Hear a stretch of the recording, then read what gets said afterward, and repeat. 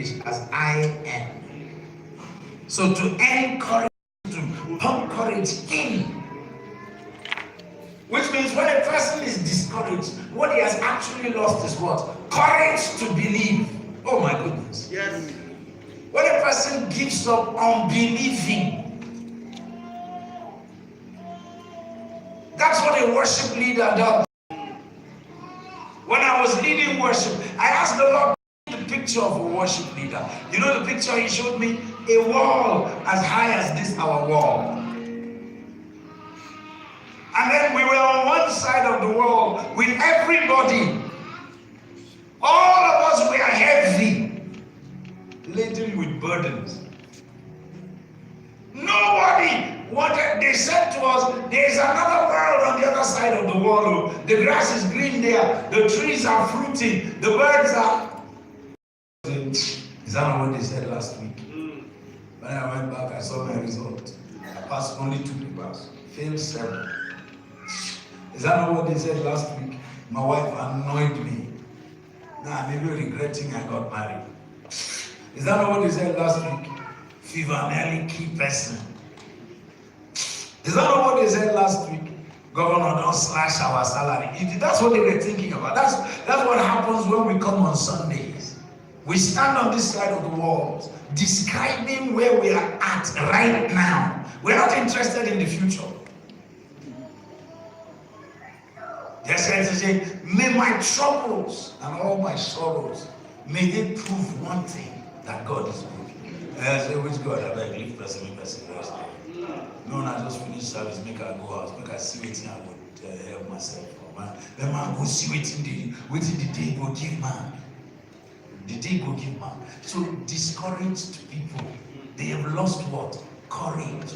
So the next time you say, I am discouraged, don't be in doubt. Look at me, sweetheart. Don't be in doubt at what you are saying. What you are saying is, I lost my courage on the road. I don't doubt what you are saying, but I don't have courage enough. When you say that to yourself, then you now ask yourself, does a lion lose his courage? If he loses his courage, is he still a lion? Let's look at antelope. Then you can decide now, I can never drop from being a lion. So you now let the spirit of courage to enter you. That is in courage. The same word for encourage is the word for injection. With an injection, they inject a foreign body into you to boost the quality or the quantity of that body in you so you can be able to fight what is causing you to be diseased. Prophecy, what does it do? It encourages. It pumps courage back into where courage used to be, but now its resource is divided. It's no more there. Prophecy encourages. Prophecy edifies. The word to edify is not a big grammar. When you see something, you say that's an edifice. That means it's a solid structure with roots, with a foundation. Do you understand what I'm saying? An edifice. To edify means to build up, build strength in a man or a woman. So when you don't have strength, what do you need? The gift of what? Prophecy. Did you hear me? Prophecy edifies, encourages, and then prophecy exalts. How many of you women have cooked with firewood before? So from time to time when you are cooking and your fire seems to be waning, what do? You poke your sticks, isn't it? That act of poking your sticks, a stick that was burning before, and it allows the ash to settle on it, the stick begins to die. The fire begins to die. The more ash, the less fire. Is that not true? So what do? You poke the sticks inside. You juggle them so that the ash on them begins to fall off. And then even the coals, the burning embers, begin to break off so that the fresher embers behind now glow with greater zeal. And you get your fire going. That's what's called exhortation. What is it? It's already past now. Forget it. Do you understand me? What is that? Exhortation. Exhortation sometimes can even make two brothers fight. And then exhortation continues until finally you get up to will you follow me? If you follow me, I'll go. That's what exhortation is. That's prophecy. Sometimes you have to fight people for them to get up to do it again. That's exhortation. Oh Lord. They're talking to you. I told you this thing before. Get up, we can do it. Yes. Yes, sir. Sometimes when the gift of prophecy is operating, people fight. People fight it. Because it looks like you're disturbing me. Okay, I don't want to make it, I don't want to succeed, okay, I'm a failure.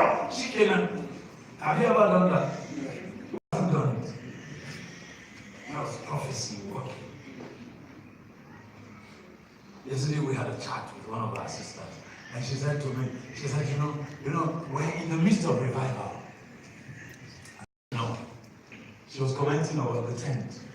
She said she went into the tent and looked at it and was thinking, oh my God, how is God doing these things for us? Stressless, sweatless. And she said, I was just reading a book a few days ago, and I saw the revivals that God has done. She said, I saw Amy Simple McPherson. Amy was just a girl. And she lived in the time when girls were so disadvantaged. Not like today. Today, girls are even doing better. In Amy's time, the girl is just a girl. And Amy founded the Foursquare Gospel Bible Church. How many of you have heard of the Foursquare Church? Yeah, Amy was a girl that founded it. And then this sister said to me, and do you know what's up? He said, when I was reading her story, they said there was a time in Los Angeles that Amy did service every day for 3 years. And on Sunday, she would preach 3 services every day. And she said, suddenly, I asked myself, I have sat down with many brethren in New Life, and we have been upset that you made us do church for 1 year. And even on Saturday we are free, and on Sunday we are free to attend with service. She taught 3 services every Sunday, and she taught every day for 3 years consecutive. And she said, so what's happening to us is not new. She said, I just realized that we're in revival, but I never called it by that name. And she said, I read about Oral Roberts. That the revival of healing that he championed started or exploded when he got a 2,000-seater tent. And she said, I remember you told us about 2,000 people can sit in this tent. Now I'm ready. I told the Lord I'm ready.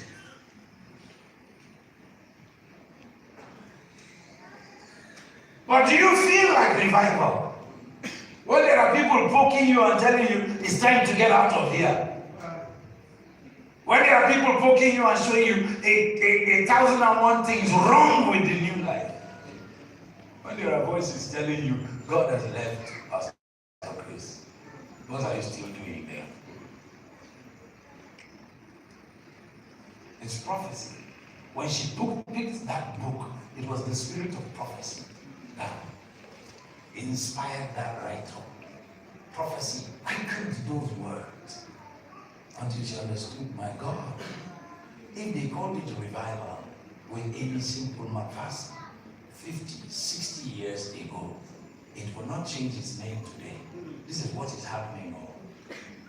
When we announced we were coming to church, the family sent me a text and said, when we heard about the postponement of the elections, that doesn't trouble us. We're so excited to know there will be church tomorrow. Said, we and the children sat down. And the children said, so are we going to church now that they postponed the election? That's all that concerned them. That's prophecy. Because when they were speaking, they didn't know what state I was in. Don't carry those kinds of things and not release them. You become stale. You become like the Dead Sea. The gift of God is for the profit of all. What's your name again? A show of it. Don't say to me a show of it tomorrow, Pastor, honestly, I should have told you since, because God told me since, because you have just delayed my encouragement. That's the reason why I've never called any of you and you have not said to me, Pastor, you called just at the right time. Because I don't call you for fun. People don't load my phone with airtime and then I just feel like calling all the members of church. No, it's prophecy.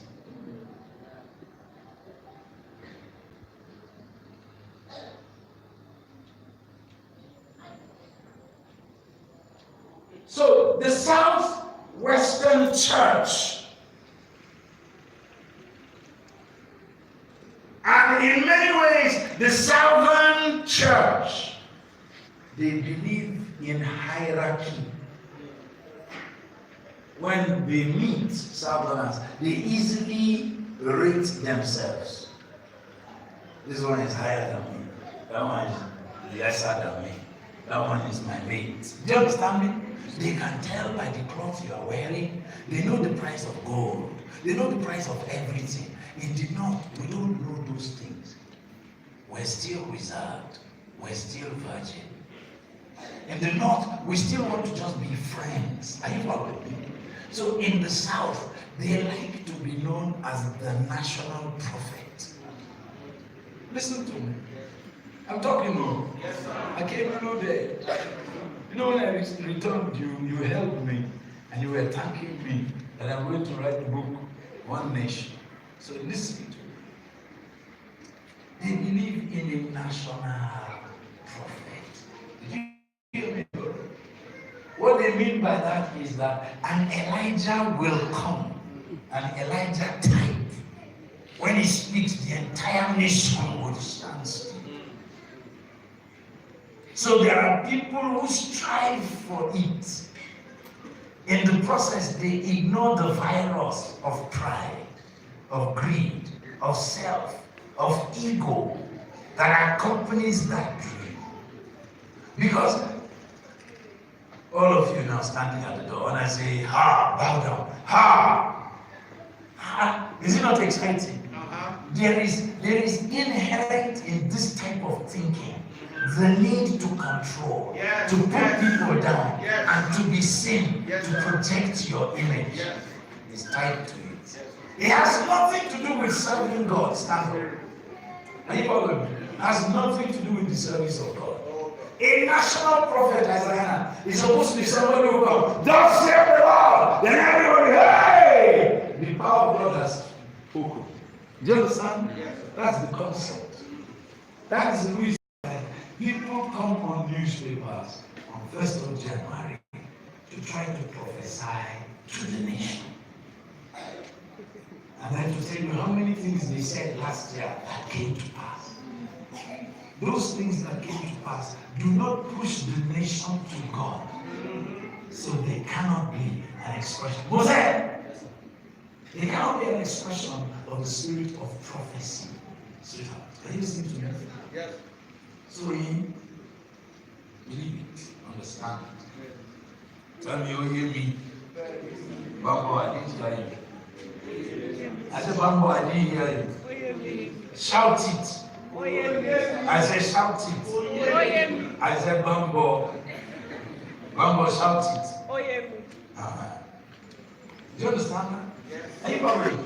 That is what is killing the church.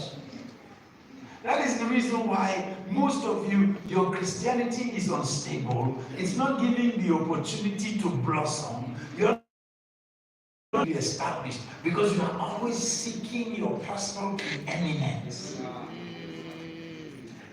God's power, with crystal ball, will be front page of the Guardian, front page of Vanguard, without paying.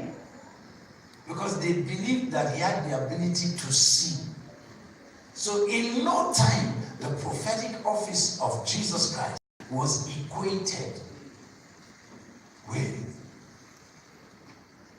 fortune tellers, crystal ball watchers, astrologers who tell you that your star, that means you were born in the star of Libra. And liberal people are quiet, they are poor, they struggle. Piscus, you are from Pisces or Piscus or whatever, you know, they are you know, the time of the fish. And you are Aquarius, you are Capricorn. See the way some of you are smiling because I'm touching your button. You still read it, Sagittarius. Taurus, the bull. You still read it. Some of you buy newspapers that have that column. And when you see your pastor, you hold the papers, you are reading about Jonathan Goodluck. But your eyes there. Today, everybody that sees you will smile. Because this thing of Capricorn is crossing with something of Aquarius. And so for all of you that are born in Taurus, it's your month of good luck. My daughter saved me. She wasn't 7. I said to Sally, I said, you mean that happened to you? I said, you are lucky. She said to me, Daddy, I'm not lucky, I'm blessed. Amen. I knew that there are believers in the school where it's supposed to. They have taught her that you don't say I'm lucky. What do you say? I'm blessed. God. You see, God in the Bible is called Tophet. People just live and just look for their luck. That's how you do when you are playing snooker and you don't know what snooker is. Me, I don't know anything about snooker. I was just looking at that white ball. And I want to smash it, let 6 balls enter the holes, plus the white ball. I want to see the white ball enter the hole. Everybody says, and I'm asking why. At least they enter the hole now. You're not trying to push all of them. That's what happens when you go to watch a cricket match. And you don't know what they are doing. You see one big man go behind, and then you start running, tika, then you whip at the ball, and then you see another man will stick. Then you miss it. Then another man behind is catching. Then they say, 30 overs. What is over what? And you're standing there, it's like Greek. That's all. One day I tried to go to watch a cricket game. Even myself, I slapped my tire. I didn't say, are you foolish? I said, you are a fool. So I stood up, I went up, bought Sprite, and started heading out of that place. Because I don't know what they're doing. I don't even see the exercise in the game. Even if that exercise person won't play Papa, all of them are wearing white. First of all, that means they don't want to be dirty.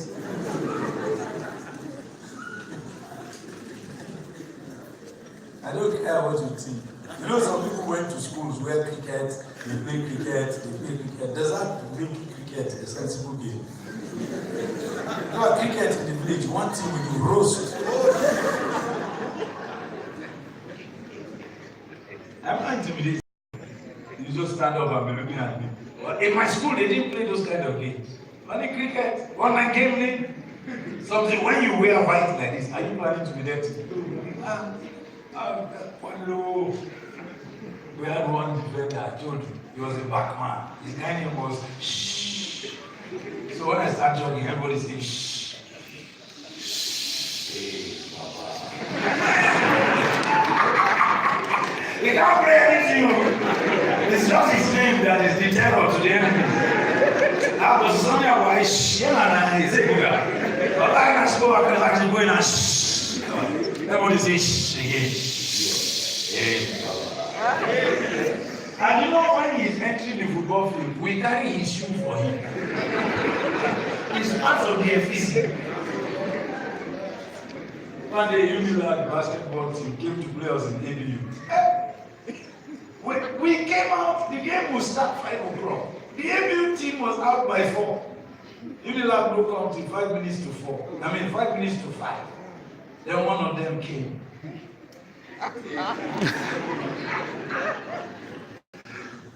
That's how he walks up. And he tied one down on his forehead. He wrote Imwi. That means spirit. The Unilag boys and girls, they refused to come to the court. They were around Eddie King Burger. There was a hut there where we drink. They were around there until they saw Imwi. He was just biting mouth.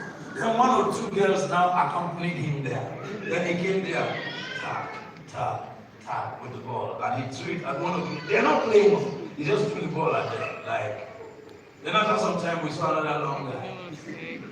Very long. And he was just coming like that. And you know his name? Simple. Simple, Baba. That's what the guy was walking gently, like, what today? They were just talking softly. When the first ball he got, the jump was just slam dunk. And then he dropped us. We just did stand. Some of us don't follow that. I hate you. No show, nothing. You either sabi or you don't sabi. We start game first quarter. ABU 30 something. Unilag 8.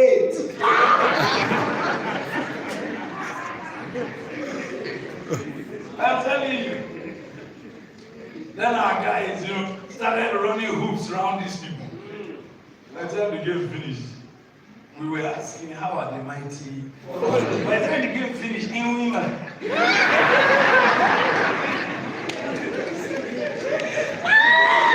They did not pass spirits. We got the athletics field. When you did that boys, but they came with full tracksuit. Maybe you don't get tracksuit. Then they stood. They were just shivering. And so their muscles, they moved. We thought about this one, my horse. Meanwhile, our track and field is near vet medicine. And horses are there. We just was saying, they mark gone. This is what they see like this is a good yummy. Now only dust will they see as they go. It wasn't so. So we just we understood why they say echo for show. So echo will defeat you in the show part. Then you don't worry about the show. Even at the show you don't worry about, you will cry. Just wait for the game. So what do you do for prophecy? Wait for it. Habakkuk said. Even if it seems to delay, don't panic. Wait. It will surely come to pass. What you need to do is get the spirit trained so that the Spirit of God can speak and tell you this is the way. Walk it. Prophecy provokes a quality of waiting in a people when it is prophecy.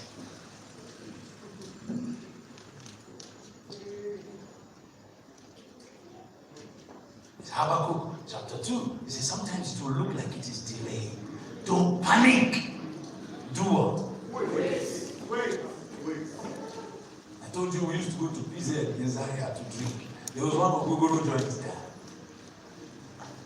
You are blessed though that your pastor will tell you his stories. But that's the only thing that makes me believe the Bible.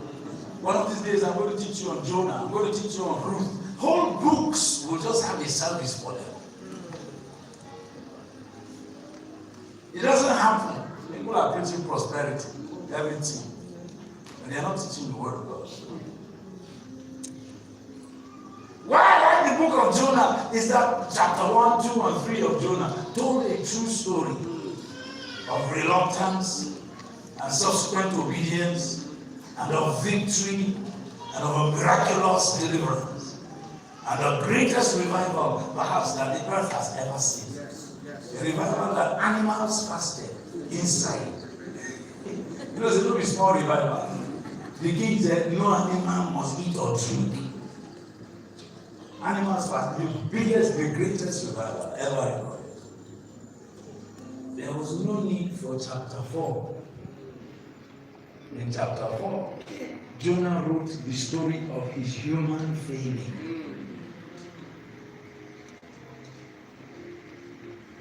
All of us know what it feels like when you see your enemy prospering. You don't like it. And Jonah said there that the people prayed. God forgave them. And God blessed them. his sons. And Jonah was angry because that kind of move did not validate his ministry. You see what a national prophet is? Yes. Yes. And God said to him, the tree that grew up and shaded you, you didn't create it. You didn't even pray for it. That's right. It grew. I don't even want to say I made it grow, but it grew. And then I sent a worm, and the worm came, ate up the tree in the heat of the sun. And the heat of the sun hammered your bald head. Now you are angry with the worm. What is a worm compared to the lives of Ninevites? In one parable, the lost coin, one chapter, Jesus talked about lost things, the lost coin, the lost sheep. Do you understand me? And the lost son. In that parable alone, several times, there is joy in the presence of my Father and his angels when one sinner, not 10 sinners, All done. not a multitude. God doesn't care about how many sinners you win. One sinner, he alone knows the price. My God. If you know what opportunities you've lost in not sharing the word with your friend, your family, those that are close to you, in the bus where you sat, in the taxi where you sat, every day you've not been able to conquer the fear to say, you know, God is good. And I have to tell you guys, if you knew what value, what resource, what investments, what possibilities that investment held for you, you will start withdrawing from church. Just get into the road. The first person you meet, you begin to tell him about Jesus. No investment comes close to that. No, in fact, when that investment stands up, every other investment becomes dust.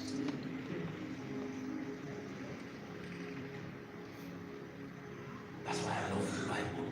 I believe it is the Word of God, inerrant, infallible, inspired by God, because of the books like the book of Jonah. The pastor doesn't want to tell you his failings. In his mind, he thinks that will take away from your believing. Jonah said it. Do you know? After I said it, and God relented, and the people repented, and the greatest revival that's ever happened. You know, I started feeling bad personally, because the glory goes to God. But now the Ninevites will think, next time I see a repent, they'll say, no, so he talked the other time. God has disgraced me. So he had an issue with God. And the Bible allowed that story to be added. That's why I know the Bible is true. The word is true.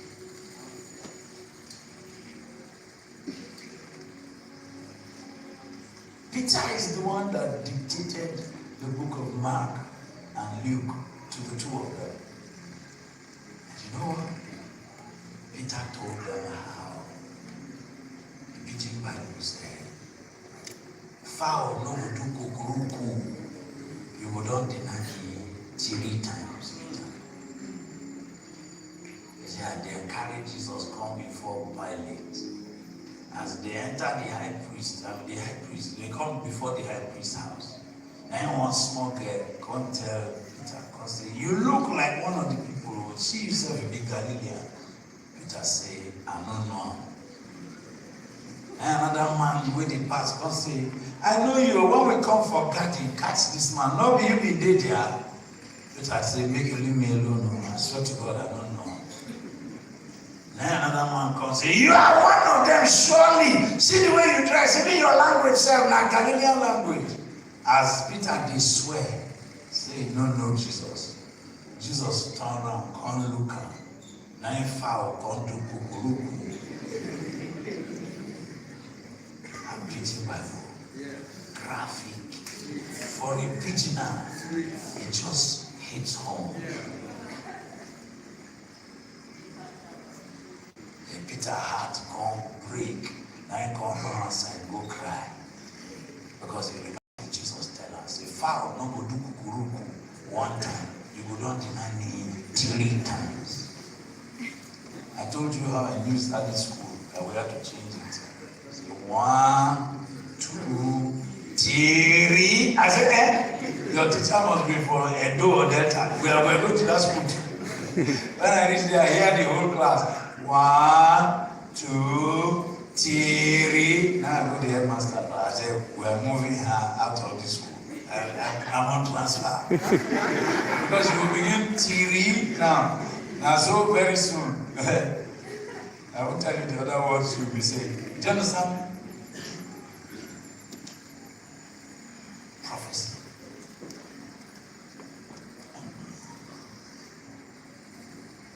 You wait for prophecy. When it is prophecy, Isaiah, and it's energized by the supernatural move of the Holy Spirit, it provokes a waiting strength in the hearer.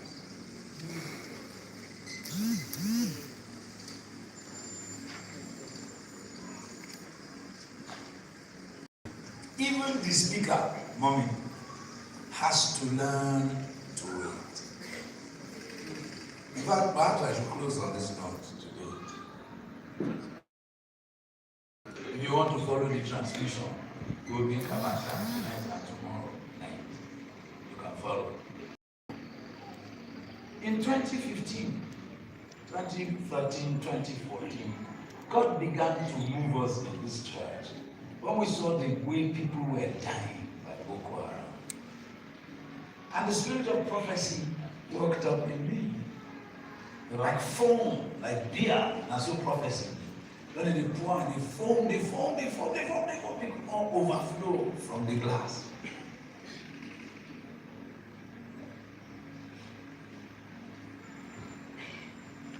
So I heard to the effect, God speaking, if my people who are called by my name shall humble themselves and repent or turn from their wicked ways and call upon me, I shall hear, and I will heal their land. Stand up there. If my son, who is called by my name, will humble himself, turn from his wicked ways, cry out to me, I will hear from heaven and heal his entire land. So the land is crying, but the solution is not for the land to do anything. It's for his person that is called by his name to do something. So young boys and girls like you go on social media. I don't know what's wrong with Nigeria. Nigeria. God said the thing is wrong with Nigeria, but the solution is not with Nigeria. Stop looking for the living among the dead. The solution is with my people who are called by my name. Called by my name is who live by my authority, who live by my calling, who live by my demands. Why are God things not happening to me? People are asking, why is it that when I pray, it doesn't happen? They didn't pray, they only wished, and it didn't come to pass. They didn't pray. Why is it that when I say something, it doesn't come to pass? Because you are not called by his name. If I walk here, nothing impedes me. If I walk amongst the chairs, I'll start having accident. The name of the person is his authority. A clock cannot say, why did you beat me? When he had done something wrong. Say, I told you, the 18th time. Why did you push the pot of soup down? He doesn't have a mental picture of how much it costs to make the soup. He thinks it's fun to push things over. So a point comes when you smile. He's not called by my name. My name is my authority. Do you understand that? Your name is your authority. I said, do you understand that? Yes. So God moved that word into my spirit and said, therefore, go and call my people who are called and they live by my name within the confines of what I permit. Sometimes, let me tell you something that will heal you, Caleb. Sometimes living righteously doesn't mean you did everything right. Sometimes even for your heart to smite you when you mess up is a proof of righteousness. Do you understand? Just knowing that I did something bad, something wrong, means you are alive small. Did you hear me? You see now, so you said this, I have your authority. As I stand, see as you stand now, no other again. Before I come now, you and your mama, they fight. See, now they laugh. You know, see the bush TV woman. Are you following me? Yes, sir. No, I said, are you following me? Yes, sir. So that prophecy, that word, we began to speak it in church. God didn't say to me, go to the nation and do this or that. No. We first began to say it to ourselves. Then we were looking from amongst us. If his people who are called by his name are amongst us. Do you understand? That's what we began to look for. We were saying to ourselves, let's get up. Turn from our wicked ways. Call upon his name. And on our behalf, he will have mercy on our lives. That's what we did. That time we were taking communion every day. We were holding services every day, praying every day. We're not looking for prominence. We didn't open a television program. We didn't try to tell people we have the solution. We felt God was saying to us, can you rise up and be the solution? And in this church, we began to say to God, here am I, send me. Do you understand me? That means use me as a reason to heal my land. We have several scriptures that God drew through our way, and they guided us. That time we were preaching messages of personal cleansing, making yourself meet for the master's use, believing that on account of one, stand up, a whole nation will be saved. That on account of another, a whole generation will be saved. We believe Boko Haram will be pacified. The beast driving them slain because of the righteousness of one. We got scriptures like Job.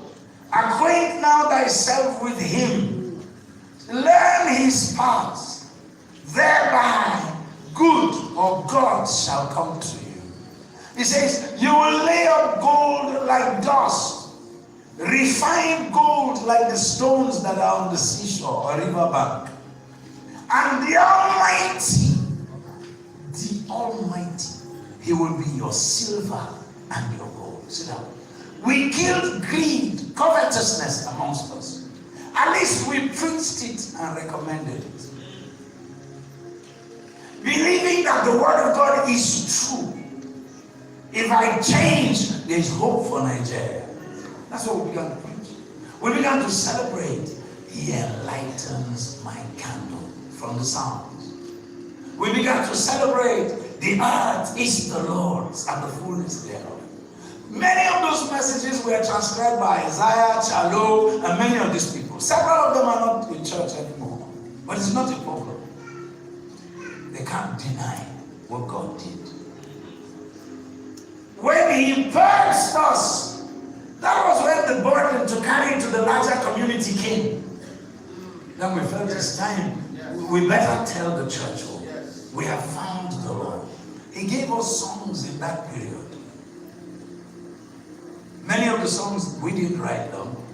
We took songs people had already written. Daps sang a song. God is doing something new in my time. In my haste, I have never even learned the words. I've put my own words there. And many times when we are worshiping here, some people get upset because I'm singing my own words and they are trying to correct me to sing the way he sang.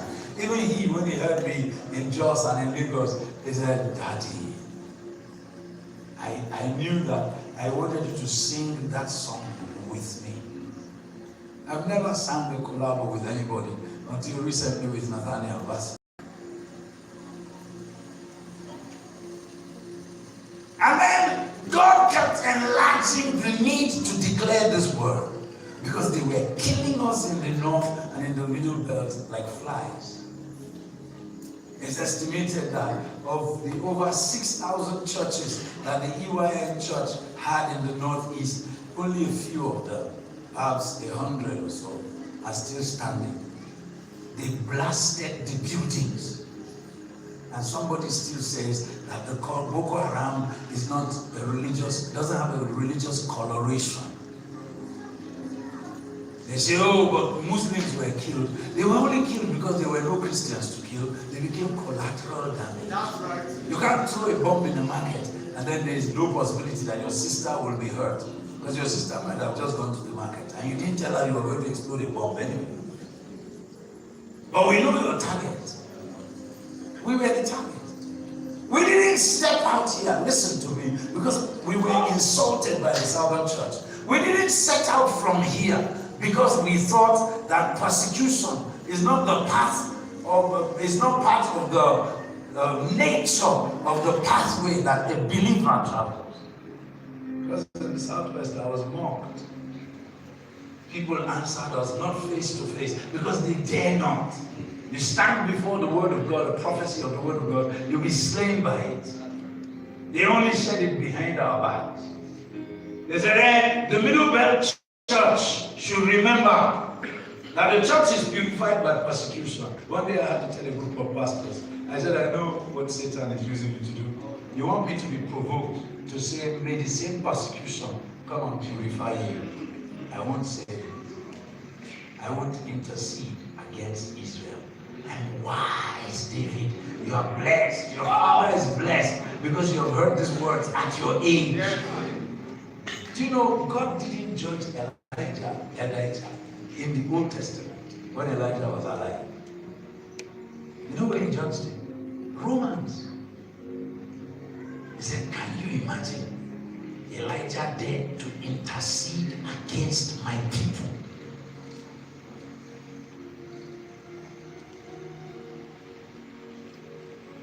Elijah said to him, everyone has forsaken you except me. And now Jezebel wants to kill me and you're not doing anything about it. God didn't answer him. God just said to him, okay, so are you ready to come home? He said, yes. God said, anoint Elisha, son of Shaphat, prophet, in your room, then come home. Then in Romans, God gave me his assessment of Elijah. Can you imagine that guy? He came to intercede against Israel. So he wanted me to destroy my people. Some of us have actively gone to destroy God's people for him.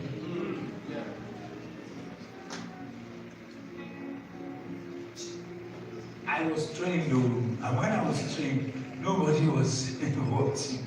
That's the amazing thing with God. When he trains you, it's not a crowd. It doesn't do classroom. It doesn't do graduation day. Then when you come out, they say now to receive the best student in eschatology award awarded by the former rector of this school with a reward of 30,000 naira is Mr. Manasseh Dadik. Clap for him. No. The trainings of God. They're done in a pipe. The kind of pipe where they caught Gaddafi.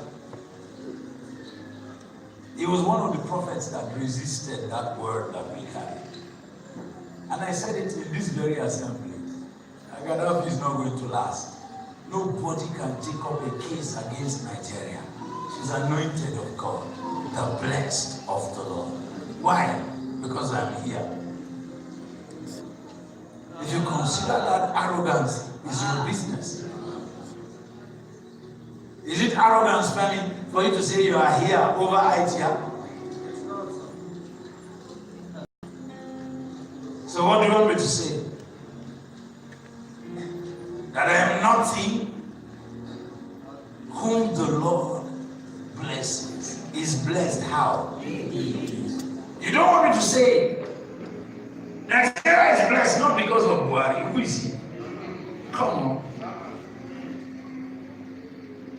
He doesn't even know the reason why Nigeria is blessed. I bet when he came back from London and found the country intact and television crews were still interviewing him, trying to make him the president, even he himself was wondering what's wrong with these people. Because he knows what's wrong with him. Whether a nurse or a doctor tells us what's wrong with him or not, he knows. Do you understand?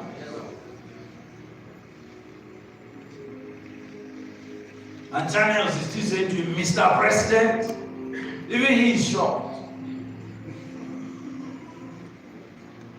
A country of educated people.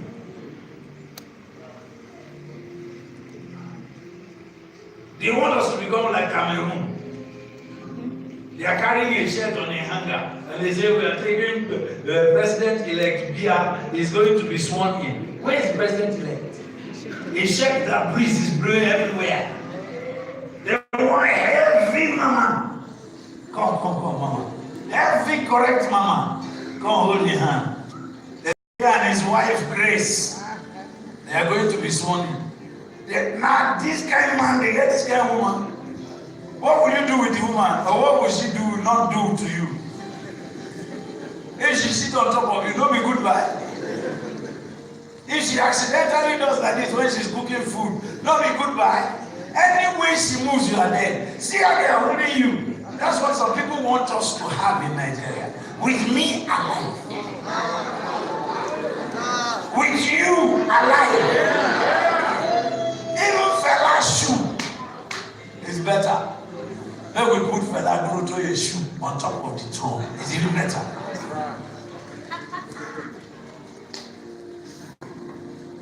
Young boy articulating everything.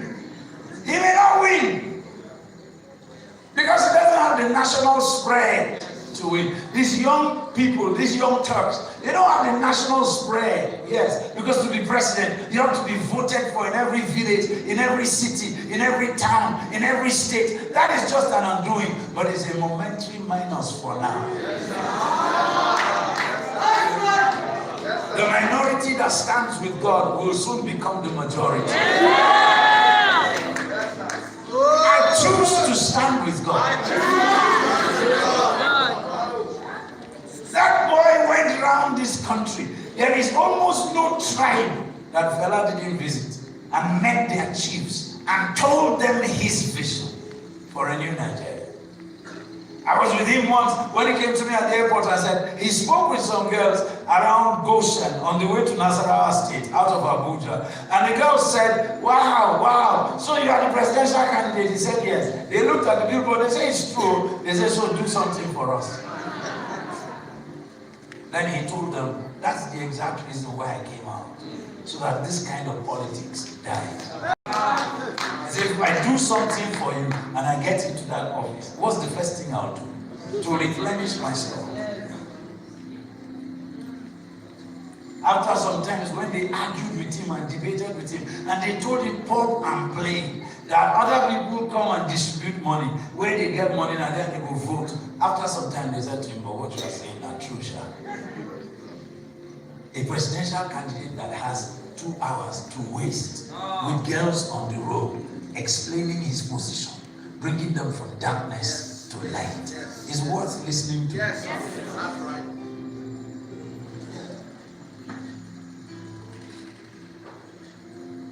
And in 2015, we covered the entire length and breadth of Nigeria. Now people are attempting to do it.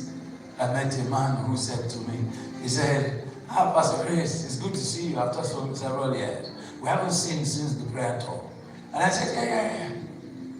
And he said, I just met some fellows and they said that God said they should go around this country So I told them, you are late now.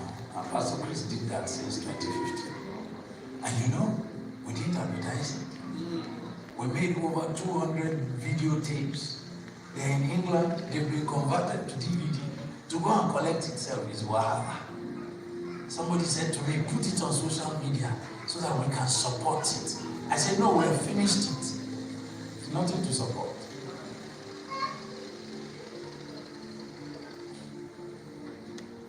That's what a national prophet's position creates. An opportunity for you to eat. Some people get upset. Because of that situation, voices were lost. Yes. As a nation, God's nation, his people, called by his name, we lost people who were voices before for the church. My pastor lost. Now Pastor Bakri will speak. And politicians will tell him, shut up. But there was a time a fly didn't come near the wall of the zoo where we were. Voices lost. Prophetic voices shut down. Lions became a shadow of themselves. Because of the clamor to become what? A national prophet. Sunday Adelaja, humble boy. Poor, humble boy. Because they thought that 2015 was an opportunity. Do you know the amount of arms that came to this nation to make APC a reality? The truth is, as a political scientist, there is only one party that fits the description of a national party. It was the PDP. Yes. If you went to every local government, it was there. Do you understand me? Even as a ruling party now, unfortunately, APC has not made its presence felt. She's only felt amongst elites.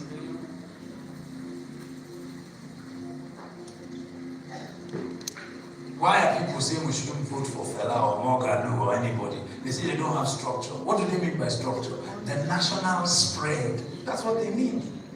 That's what they mean. Yes. And it is practical. Yes. In Kaporo, they need to know about Fela. So who took Fela to them? Who took Morgan to them? Who took Obi Ezekwesili to them? Nobody. So when they go out, all they know is PDP, Umbrella, APC, Tunisia. Do you understand me? That's all they know. For the national offices, maybe for their member of the house. People are going to vote my son to work. Because they know him. I've not seen him in church. He's in the village trekking around all of them. So they know him. They look at you and say, you are our son.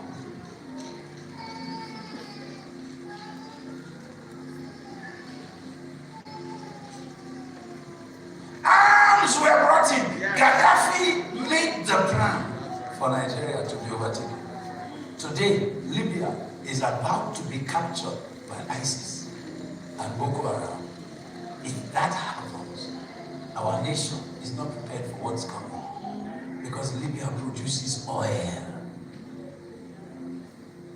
When terrorism organizes itself and wears a purple cloak, run for cover.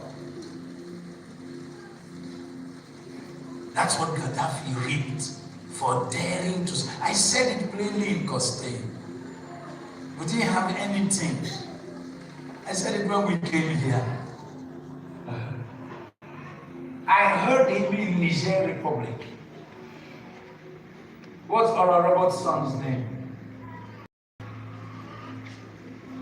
Richard Roberts. Richard went to Niger here. This same Niger where governors and people came out to come and cheer Buhari in Katsina. Are you following me? Richard Roberts went there. The stadium in Niamey. Richard Roberts held a crusade. Blind beggarly Muslims standing outside the stadium received sight. They were not praying for. Cripples jumped out in Nigeria. A revival exploded. As Richard left on Monday, Gaddafi landed on Tuesday. Truckloads of rice. Barbarian, stand up. These are the kind of things they wear in the north of Nigeria, Mali, Mauritania. Sit down. Brocade. Gaddafi brought trailer loads. Go on YouTube and Google his messages there. You will read it. I'm not like you. I'm not a medical doctor. I don't study medicine. I'm not an accountant. I don't study money making or keeping. I'm not an architect. I don't study how to draw houses. This is what I do. Spirit.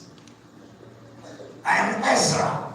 If I bow down to pray, the cosmic wars break out in heaven. Angels and devils are killing. And Daniel, my prayer of repentance heals a whole nation of people that are even unaware that there is any disaster coming. For that, I prepare myself competitively to be competent. I make myself fit. When you are gisting, I'm listening to you. I pick strands of what you say and I use it in my next. I see the assignment. I like watching movies to the extent that actors are killing devils. What I'm seeing is Jesus finishing devils. That's all. Jackie Chan flying in the air, making 7 catapults to land in another. I'm just seeing Jesus, the supernatural. That's all I see. It inspires me. Just like an architect sitting in a bar, he saw a barman carrying a tray with bottles and glasses, weaving amongst people and moving away, and the bottles didn't fall, the glasses didn't fall, and that architect designed a workable design for Tokyo to be expanded upon water. There's no land to expand Tokyo, that architect, but they have the deepest oceans on earth. And so he said, if we can create a limb, then we can spread the city on top of water with streets, upstairs, skyscrapers, everything. And it's a workable design. I tell you, I used to go to Kassim Ibrahim Library, to go to the reference section and read things that don't concern me. I see it was the call all along. It was the call.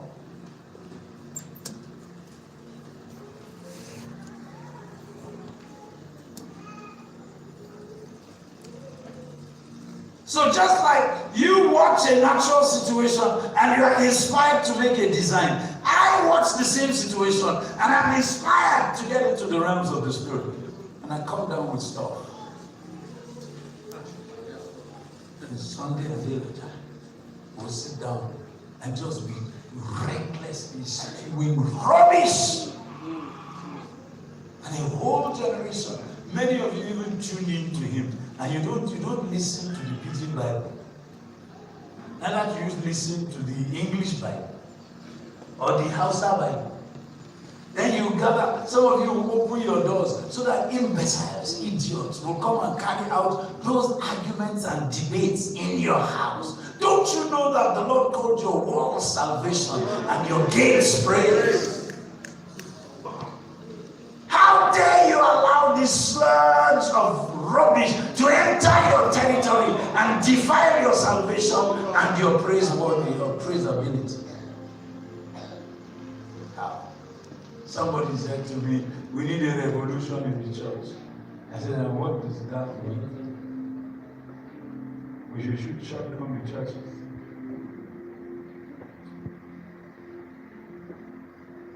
We should make you the pastor of all the churches. That is high priest, national prophet. That's what makes people speak when God. They haven't even spent time with God. Talk less of we saying God hasn't sent them. Do you understand? You need to spend time with the girl now before the girl will tell you something. I mean, the girl will tell you, say he loves you. You go to advertise. Don't do like me. I love to school. I told you now. I wrote myself a love letter. I put the name of one girl. St. Louis College. The girl is well known now. Then my guy said to me, oh boy, Mosi, what did she write? I said, I don't know, I'm going to get my own letter. I'll show me. I don't pocket it. And I'm write myself. The post office is near Josu. I can't inscribe with manuscript. The kind of writing we get they write. I can't post them to myself with my money. And I was waiting. And I said, we've got some letters today. The first letter is Chris Gwamna. It's from Tom in St. Louis College. I will say, Baba. I go collect my letter. My friend said they want it. I said, come on, stop. You show me your own letter before. I pocketed it. Now lie, now the letter. In the garden of love, under the moon and stars, after 1,000 greetings and salutations of love. There was a format for love letters that time. Then I drew a heart and an arrow. Cupid. And I kept the letter. Meanwhile, I know that I made a lie to myself. Okay, we're going to go write.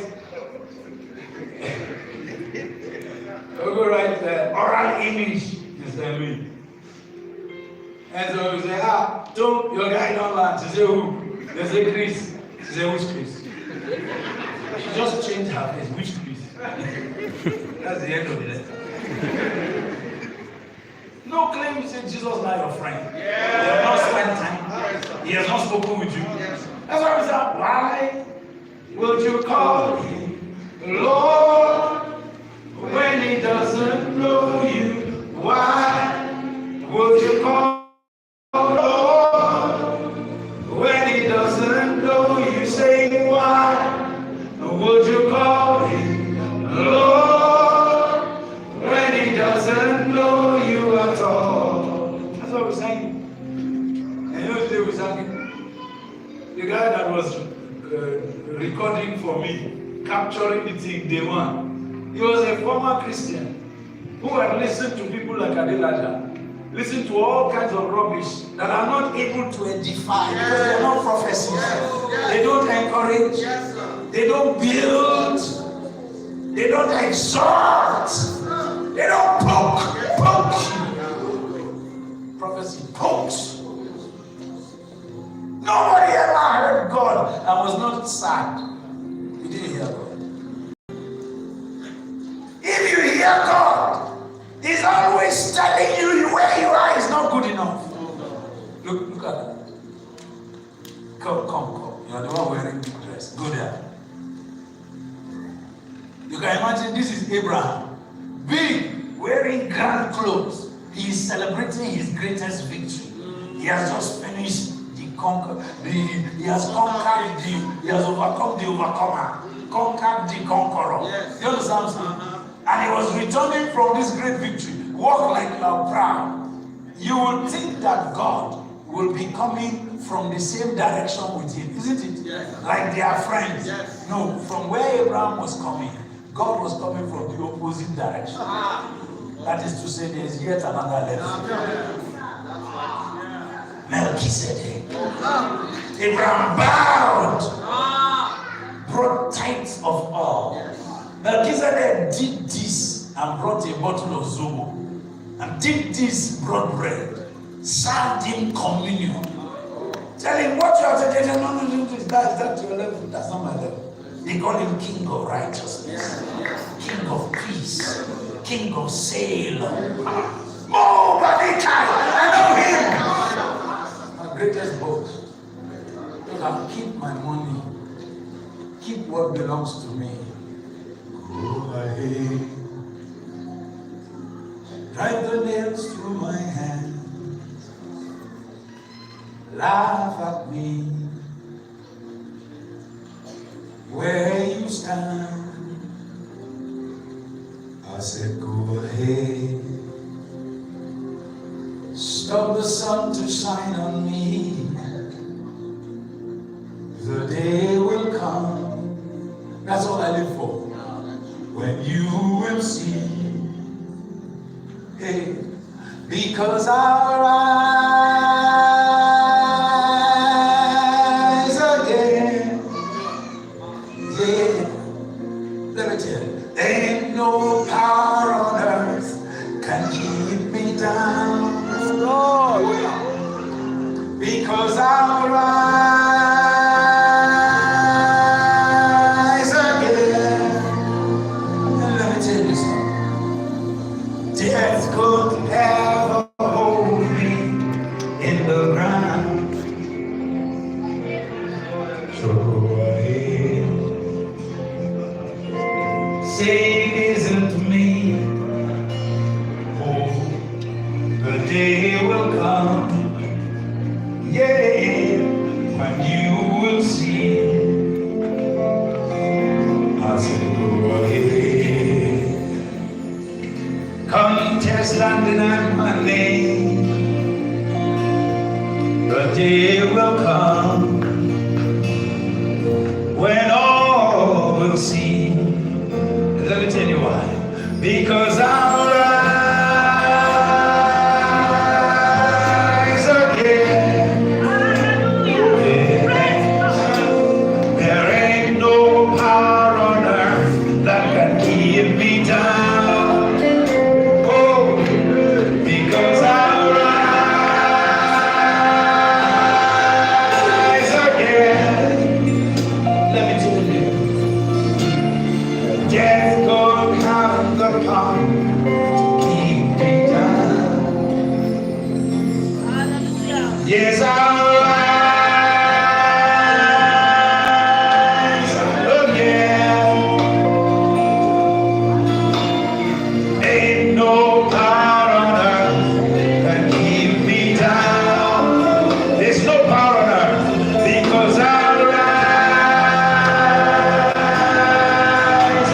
again. Even death could keep me in the ground. Death couldn't keep Jesus in the ground. Death can't keep me. And the only thing death can do is to prevent me from seeing the Lamb of God and identifying with Him. The Bible says they are foolish. Their minds have been deceived so that they will not see the light of the glorious gospel. Believe and be saved. But I thank God because I'm not part of the foolish. I'm part of the delivered. I'm part of the circumcised. I'm part of the redeemed. I'm part of the called who are called to live by His name. And I dare to uphold His name. Sit down. Tonight we're doing something. Sorry, just give me another 30 minutes and we'll be out. Tonight we're doing something. Did you think we'll be in Kaduna for 20 years? Before you came, the land had been numbered. Then you were numbered with it. Hello God. This is holy ground. Honor Him. I don't struggle with what you know. But please, we didn't gather here to what you know. We gathered here to what I know of Him. To the extent to which I keep opening door after door of Him to you. And it gives you the privilege to express what you know. Honor God now. Don't provoke Him. You will carry incurable diseases that nobody cursed you with. I will never curse my heritage. But be careful. A curse, causeless, should not rest upon you. I said, for this contention, they thought this is a small boy from the north. I said to them in 2008, we were at Changi International Airport. We just landed from Malaysia and we were checking out of Singapore. I said to my pastor, all of us, I said, you know what? God told me that as I am speaking now, an infiltration is happening in every authentic group that is moving in the tide of the Spirit right now. Infiltration.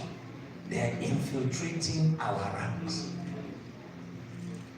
In Malaysia, somebody met us and was selling all these business plans they sell in churches, pyramid. If you introduce 10 people, then you'll be getting 5. I told my pastor, if you don't have credibility, if they didn't know that your name is untouchable, they will not sell it to you. They know if you open your mouth, the biggest scam will be sold. But after it, you will not have a voice. I said, we don't need their money. And he told me openly, he said, you are stupid. By the time we get to London, if people enter this thing, you will be making a minimum of $10,000 a week. Do you know what that can do to your economy? I have a wife. I have 2 children. I have a ministry. I have dreams and visions and plans. I know what $10,000 a week can do.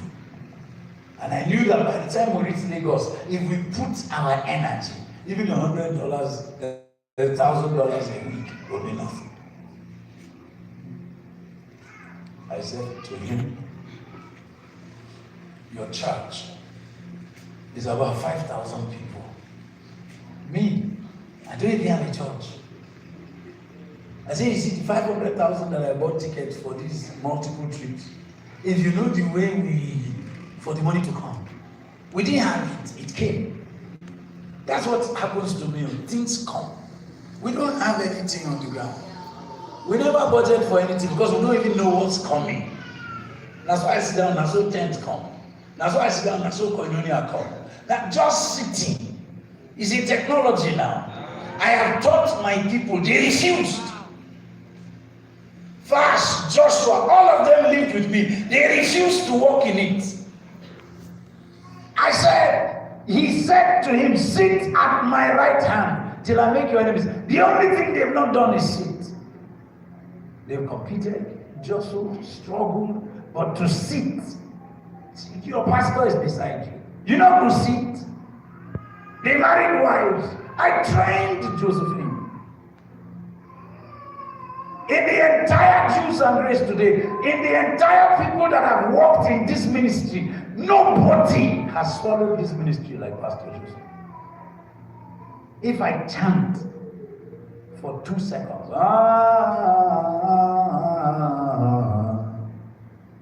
and I continue with other things, 3 months after, if I say to Joseph, how many songs do we have now? She said there are 168. I said, the other time you said 167. Why you say?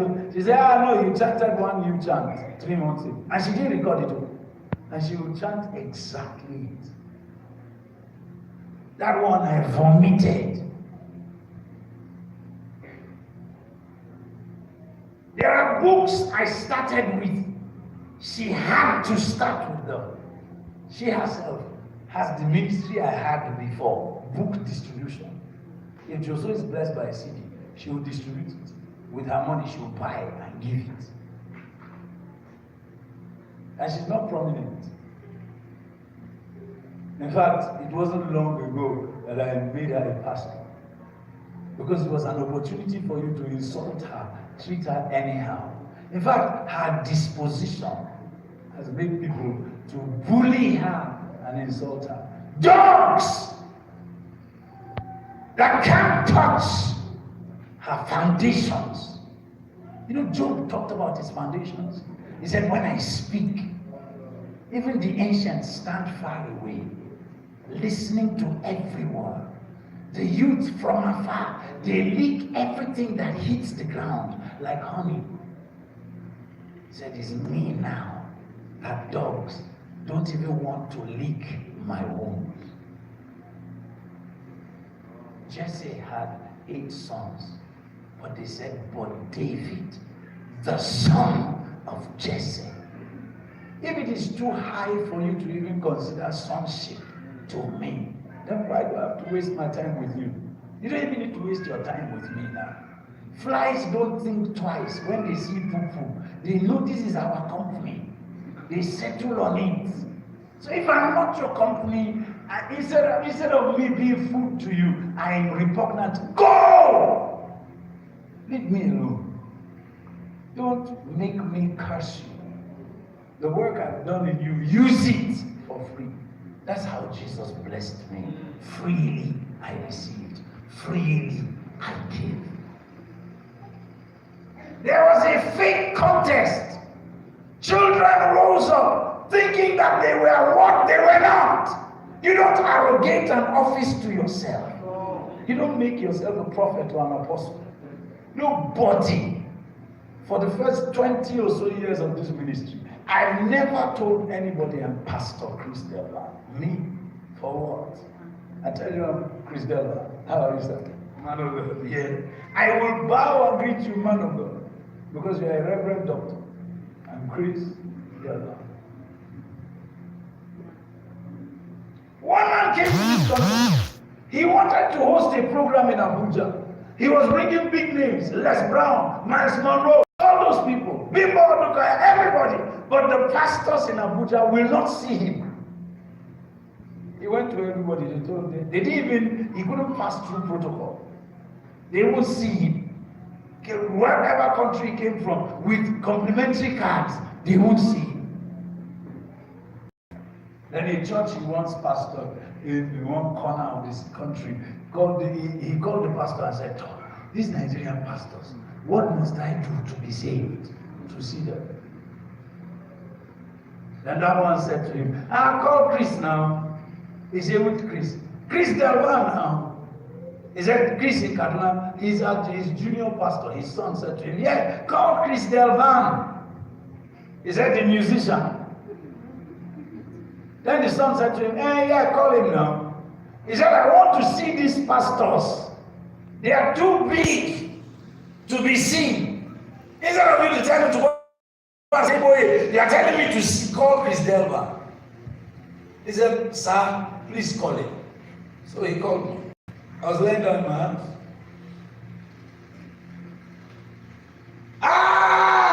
Pastor, you remember me today? He said, yes, your brother Chris. That's what he was calling me. Somebody that is supposed to be your father. There's no instruction that you have received. That God gave you that didn't flow from this ministry. Just because of disposition. Yeah, brother Chris. How now? They told me that I should call you. I need to see these guys in Abuja. I've been trying, I can't get them. I have Miles Monroe, I have Les Brown, I have Bimbo Aduka, I have this, I have that. All of them are coming.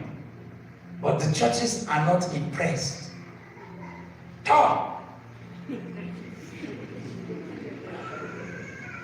You are fine. Your chest is 42. Your bum is 38. Your waist is 16. Everything is there, but nobody is interested. You need the owner of the key. So if you don't understand how make you need so now it's just be something. You can be tall like ostrich. Nobody is buying what you are selling. Even if you give it for free, they are saying they don't want. So he called me, so I said, no. Did you go to Pastor? He said, yes. He said that was the worst. They don't clear enter the main gate. They questioned him there. He said he's from Tokyo. He's the pastor of the president of the World Bank, and he's the pastor of the president of the IMF. They told him at the gate, it is people like you that shouldn't enter. Security man. He went to another one. As the woman said, where is he? They said he's in the lounge. He went out through another door. He was in the lounge when he saw the cars going out of the gate. They don't want to see him. Another one said, today is their television recording day. They don't want to see him. So I said, those boys told you that. I said, okay, I'm coming. He said, well, I said, no, I'm coming now. Then I entered Guyana to work on Mercedes Benz. I started driving. I said to him, meet me around Sheraton. And then he met me. One of the offices of that ministry, or one of the ministries, was near the Hilton. Then we drove in. And as we came, they said we should park outside. So we parked. It was when I came out that the security guy, now you sir, sorry, we didn't know that you can come inside. There's place to park. I said, no problem. He was following me behind. Follow me behind. You are the tallest here. That's how he is. Taller than this one. He was following me behind. Like one big boy and his small father. When I entered the first office, Reverend, welcome, sir. Daddy, Baba Mu. Then we entered the second office. That's how we were entering. They took us upstairs to the pastor's office. When we reached there, they said she had already gone out through the back door again. In fact, she's at the gate. I ran down to the gate. Immediately she saw me. The security man told her, Chris Delvan just went inside. The motorcade stopped. The guy is tinted. And she walked down. And she said to me, I know the question. When she does this, she wants a dozen of the ends of the earth. 1 dozen. She puts it in her car, puts it in the bedroom, puts it everywhere. Then she hides the others in her safe. So when she has cracked them, sometimes she'll come here at 2 a.m. and put the phone there. Whatever will not fail until Shiloh come. Yeah. Until Shiloh come.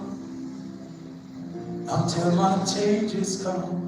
Then she will say to me, Shikina, I just wanted you to hear. If you ever get discouraged in the ministry, remember that if it is only from me, God sent you, then be contented. Call me. You are my personal pastor. So when she did this, I said to her, I brought it now. And I went to the car and I brought a dozen ends of the earth. When I put it in her hand, she said, because all of them are cracked. I've told all these wicked pastors that they should call you. When I play your music, it's oxygen to me. When my husband had cancer in the head, the pain was too much. He couldn't recognize anything. She said, anytime the pain is too much and he hasn't slept for days, we just play the CD for him. She said, immediately he calms down and you hear him doing, as he's tapping his finger.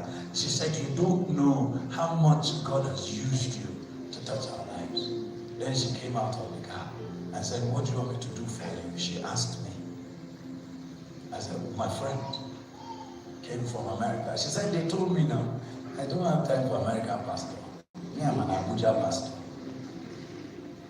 She said, but because of you, Oga, what brought you? Then the man said, I have my small road. She said, I don't know him. I have this brown. She said, I don't know him. Please tell me what brought you. The man said he wants to do a youth program and all of that and all of that. She said, because of Delvan. She didn't say Pastor Delvan, because of Delvan and my 12 CDs. When she called one of the pastors, she said, attend to him. Anything he wants that we can give, tell him, I have to go. Delvan, thank you very much. Yeah, Joel. Kai, Allah, just keep on. Any day you are discouraged, call me. No matter what's discouraging you. Till today, I have not called her. Because I'm not discouraged.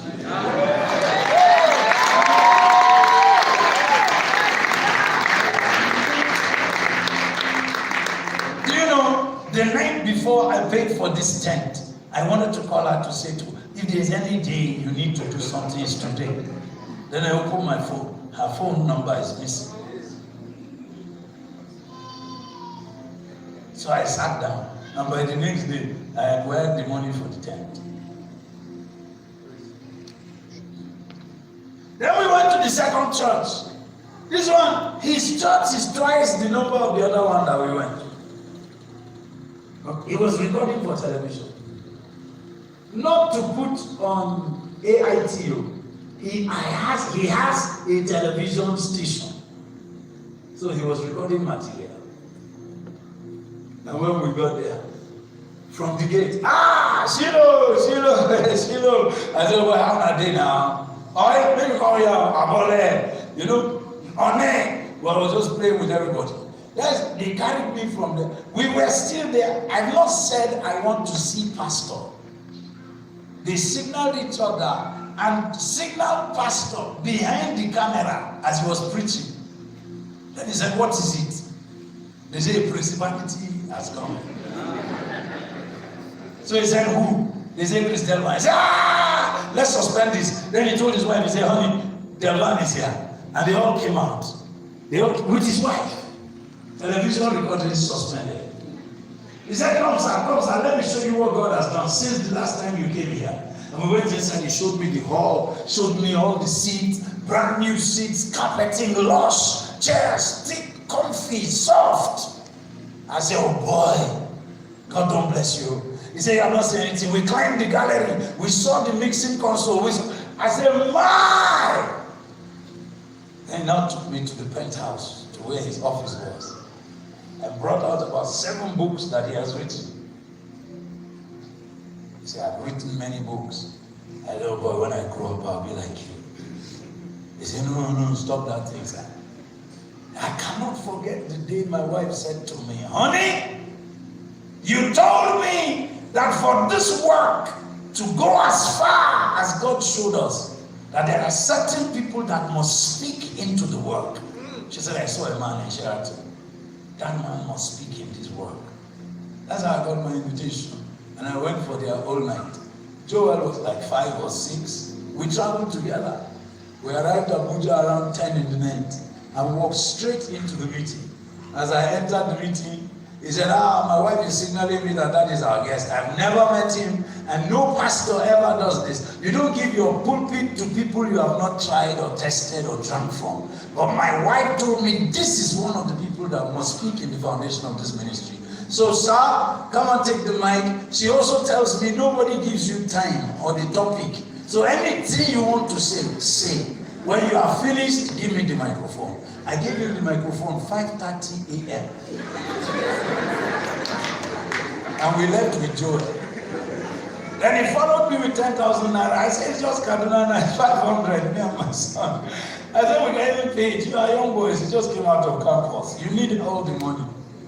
He insisted for me to collect 3,000 naira. So I told my son, I said, let's go. We found a corner, drank chai, ate bread and eggs. Then went and entered bus in Bega and returned to Kaduna. The man said, we can never forget that.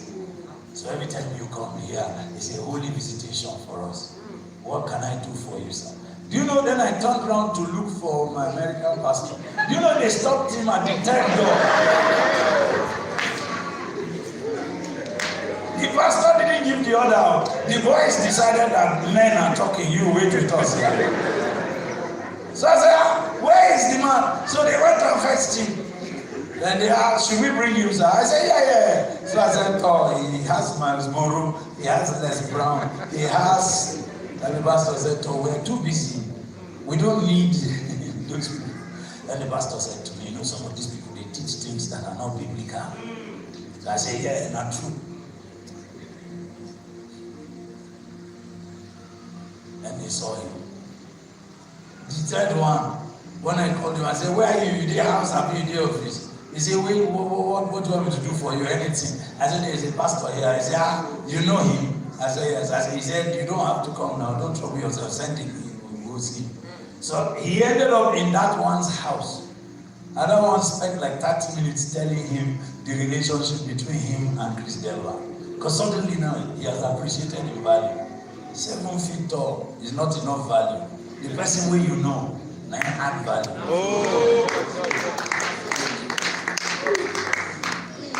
I'm saying that to say that this mantle was given by God, cultivated by man, honored, watched over. It's precious, priceless. It's from there. In 2008, Satan sent infiltrators. Those of you who have been believers or who have lived that long, if you go to that period, you will notice the infiltrations of Satan to adulterate what you have, to devalue it, to degenerate its potency.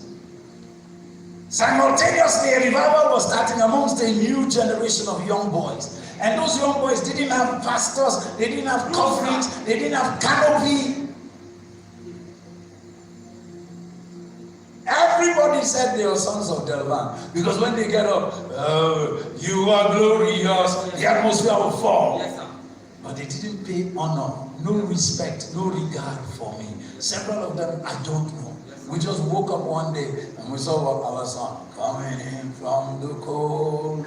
I said, what's your name? He said, Chintok. I said, Chintok. What kind of name is that? You must be from Plateau. He said, yes.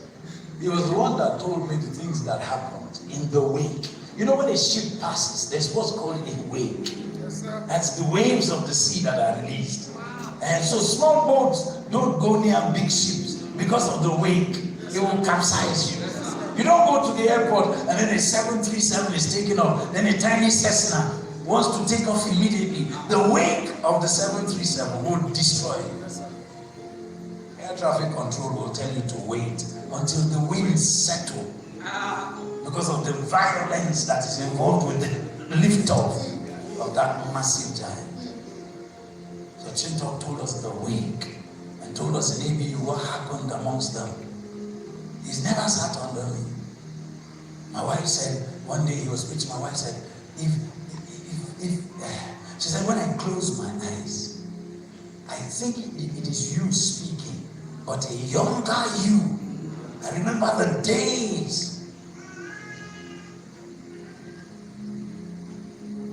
You don't manufacture those things.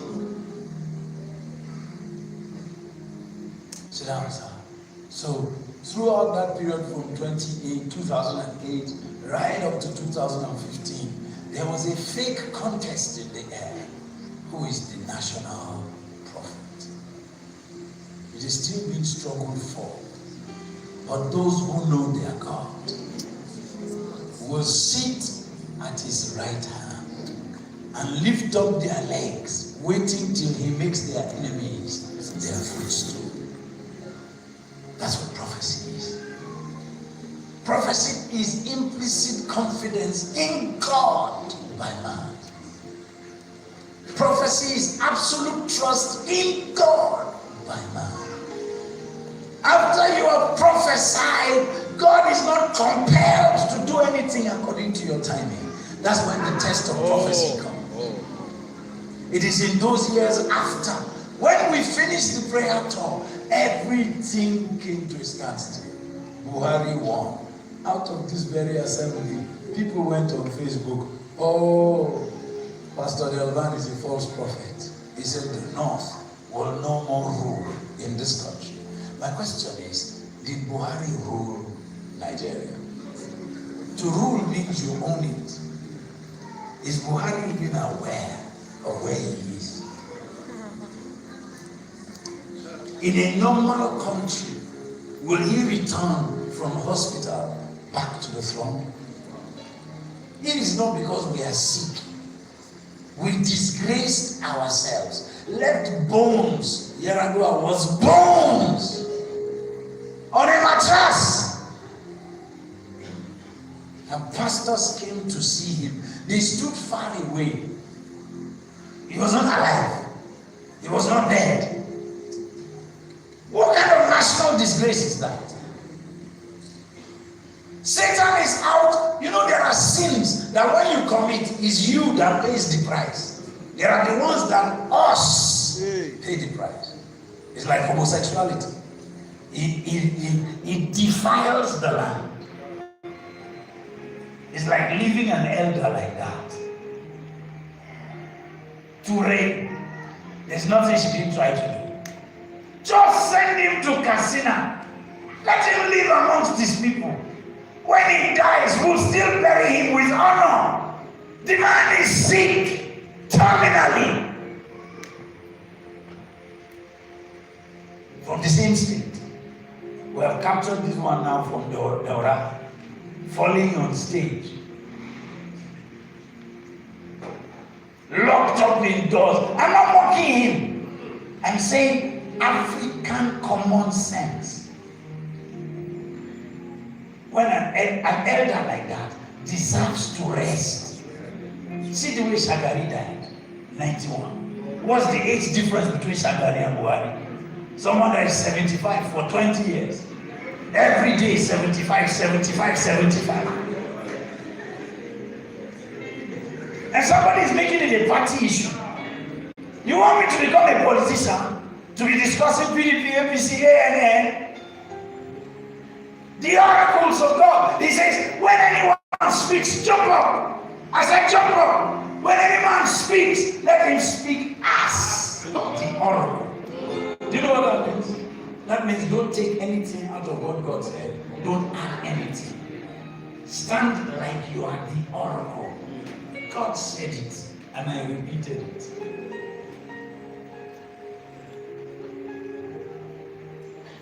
Even now that Atiku is coming strongly, do I care? Somebody told me about Atiku 2 years ago. They came to us and said to us at New Nation in Jos that a group of them, Christians and other unbelievers, they have a group and they are all considering that Atiku would be a good candidate. They first told my son, and my son said, you have to tell my father, I don't talk. When it comes to prophetic things, I want to talk to my father. They came and spoke to me. Even day before yesterday, when I thought of Atiku, I only thought of their candidature in relation to prophecy. When we went to Eastern Nigeria, and they told them that a northern pastor came and said, let's gather and pray for Nigeria. People between the ages of 70, 75, and 85 came out. They are Christians. They wanted to see the man that has guts because of the perceived grievances that the East has. And we stood up at the University of Nigeria in Enugu campus. I'm a wise man. I didn't travel with my wife because those some people, they know what to do. As you are fighting, they will attack your city. Before I know, I turn around, my wife is dead. I stood up and I said to them, you in the East have been so hurt against Nigeria because of the civil war. I said, okay, look at me. I am from Kabul. It is my cousins, my nephews, that came here and plundered your land, raped your girls. Immediately I said that, they left you with children. Mature old women began to groan from the back. Because some of them were left with 5 children, 6 children. They were just burning through the wall. And it was my brothers, Nkwom. They were the ones, Sergeant Nkwom. You know, Corporal Indian. They were the ones that were doing those jobs. When we grew up in Kagoro, Timbua, we woke up from day to day and we see a man like Victor come. You look like Igbo. You see him coming to Kagoro. Then he will come, they say, what is your name? You say, Chukuma Onyedike. Then you say, okay, what are you looking for? They say, I'm looking for Mr. Bodam's house. They say, which Bodam? They say, Bodam Anyedzi. And we ask him, how do you know him? They say, I'm his son. I saw his name. And one picture they snapped with my mother. My mother hid it from us since 1968. And then everybody was shouting, oh! Immediately he says he's Bodam's son. Everybody said, see Bodam standing here. Then they said, bye.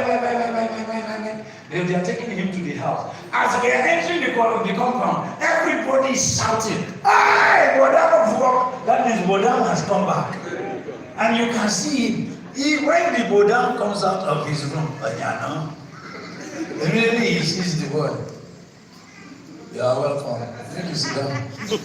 Because he knows it's the work of his hands. Those are the things that split the church. The East cannot pray for Nigeria. Because you see, when the army officers had those children, they didn't own the children. They didn't inherit the children. They didn't treat the mothers and the children like they were anything. And once the war was over, the barrack was transferred, all of them just left. And the women had to fend for themselves and 7 children. So they couldn't forgive. So I knelt down in Enugu. I knelt down in Abia. I knelt down in Umuahia. I knelt down in Oka. I knelt down in Owerri. And I said to her, on behalf of my brothers, forgive. Let's collapse the divide. Let's have a formidable front. One bishop in Enugu stood up and came to the stage, and he was weeping. He took the microphone from me. He says, I was Ojuku's orderly. I lived with him in the bunker. I was there all through the war serving my general. He said, on the night we escaped to Cote d'Ivoire, I followed him and I served him in exile. He said, I got born again there and married his niece. And today I'm born again and a bishop. He said, since 1970, up till when I got born again, I have never called the name Nigeria in prayer. I hate that name. He said, but today, what you have done has made me pray for Nigeria. Then he knelt down himself and he said to me, and you know, sir, I told them, I said, you know why the Civil War worked and the Middle Belt joined? They said no. I said it was because when your people came, we were naked. It was even Igbo people, Bendel people, Yoruba people. They are the only people who knew to read and write. So they came, they were the officers with the Nigerian Railway, with Ministry of Works and Transport, all of that. They were the ones, they built the roads, they worked with the missionaries, the white people, the colonial master. We were naked, we only started dressing up. The altar call in Kagoro was, how many of you will leave paganism and start wearing clothes? That's the altar call. Because to be naked and wear only a leather tongue was a sign of pagan worship. And our people traveled with their bows and arrows in a quiver and the bow hanging, ready to shoot any garden. Nobody could enter our land. Nobody. Ask any Fulani. Ask the president. Those truths came out in the national conference. If you are passing through our land, they will say for you to pass through Banikai. That's what my people used to say. That's the only house that they do. Give me your head. Which means they want to behead you. For you to pass through. When they told the missionary in Kwai Archibald, they said to him, go to Kagoro, he said, for what? They will cook him.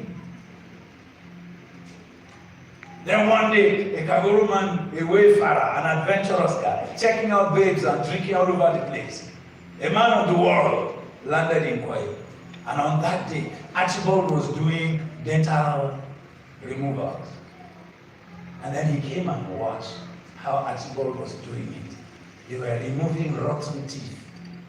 And then he saw mouths that have had their own removed, and their skin was brand new, pink, healed.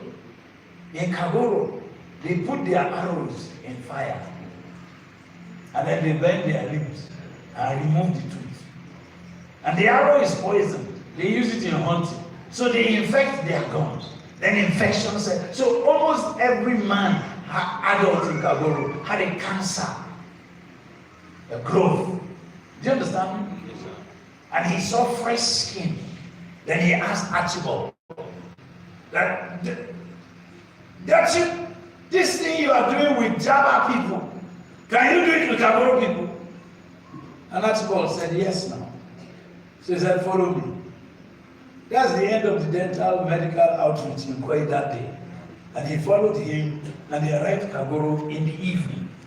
When they arrived, as they were entering Mungok, the whole people were following them with their bows and arrows and sticks for killing. Do you understand what I'm saying? And he led the man to the king's palace.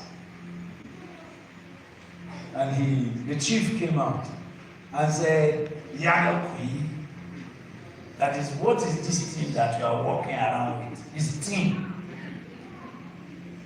Then he said, Salah, that is a white man. I found him in Kwai, and he was removing teeth. And what I noticed is that he removed them and the place healed. So I said, can he do it? Then the chief said, Ask him. Nsala, can you do what they said you can do? He said yes. They said, okay, to the can you take him to your house? You brought him. Let him sleep in your house. If there's any trouble, let it fall on your house. In the morning, bring him here. I'm telling you true story. In the morning, Archibald collected dental removals in several mouths and then cleaned them. Whatever he applied, the gums settled and were a little painful, and he told them that every day they should only put salt in water and gargle. After a couple of days, fresh pink flesh had covered the places. No ulcers. Then he started work on people who already had cancers, bags of pus, and he punctured them, who licked out the pus, was disinfecting the place, told them to also be using water and salt. Water and salt. We have water. Yeah. The entire hill of Kaguru is water. And salt is that was the source of exchange. It was money. You give salt for goat. You give salt for pig. If you have ever followed me to Google where our house is, that entire land was bought with a pig. My grandfather gave a pig.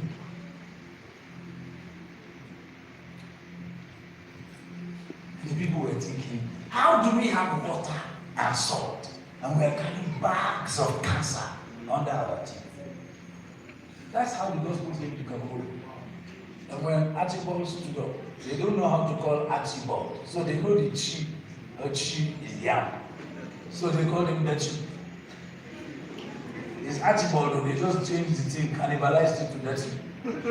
So till tomorrow he's dirty. And he died dirty. In fact, his own international passport, he removed the Archibald and put dirty. Because these are his people. He was sent to them. Today, if you go to Koi and you come to Kagoro, you would think that ECWA started in Kagoro. That's where the Women Fellowship started globally. That's where the Bible school, everything, Boys Brigade, that's where it started. Kagoro took it.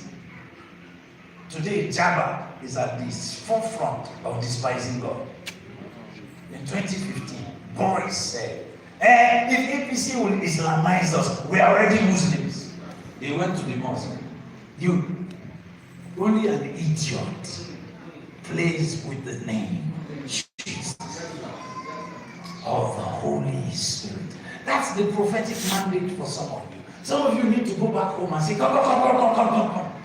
Is it true that this is where Christianity came from in Southern Kaduna? Then you ask the fathers and your mothers, then what happened? We don't have in Kagoro reverends like Reverend Guinea. Do you know the reverends that came out of Koi? Their names were like colossuses. Just the mention of their names. In their families, if they have the least children, there may be pilots or doctors or architects. No. The entire people that came from the Northeast to evangelize, do you know that that's where the teachers came? The Northeast was far ahead of the entire North in the gospel. We grew up with Bamanjas, with Tukurus. They all came from Lunguda, they came from Buibiu, they came from Maiduguri, they came from Yobe. That's why they are attacked now. Because they are the ones who transported the gospel for the evangelization of the Middle Belt. Go to Usasa. Most of them are half families. They will tell you where the other halves came from. They came from the Northeast. They came from the present-day plateau. Do you understand? Bible schools then in the North were taught by people from the Northeast, apart from the Southerners and the Europeans. That's why the land is paying. The Borno Empire was literally destroyed. Yobe came to a standstill, Gombe, everywhere. Islam couldn't move. Because the people there, tiny tribes, but crazy. Die hard! That's the context.